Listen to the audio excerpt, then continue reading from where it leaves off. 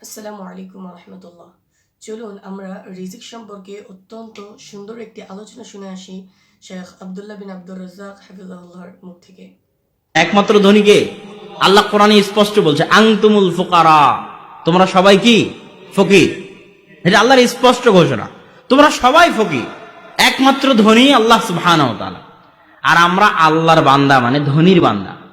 তো যে নিজেকে 100-তে 100 আল্লাহর বান্দা বানাবে, সে কি রিজিকের ভয় করতে পারে?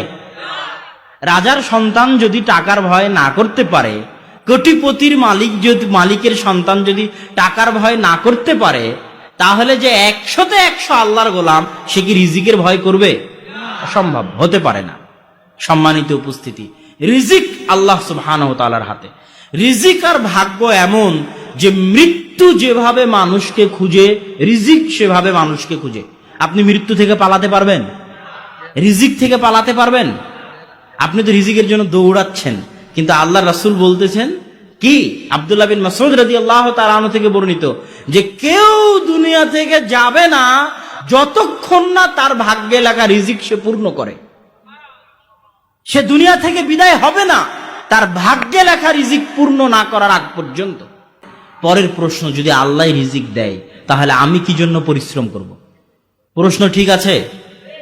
ঘরে বসে আল্লাহ রিজিক দিতে পারেন না? মানুষ কিন্তু প্রশ্ন করে যে তাহলে আমি কি জন্য পরিশ্রম করব, যখন রিজিকের মালিক আল্লাহ।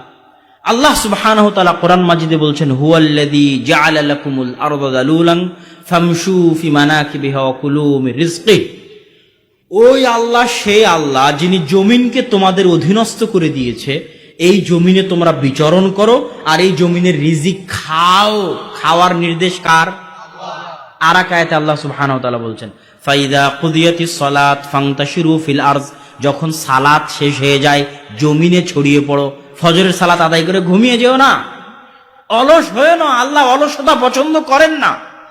আল্লাহ বলছেন সালাত শেষ করে জমিনে বেরিয়ে পড়ো। কি জন্য বেরিয়ে পড়বে? ওয়াবতাগু মিন ফাজলি।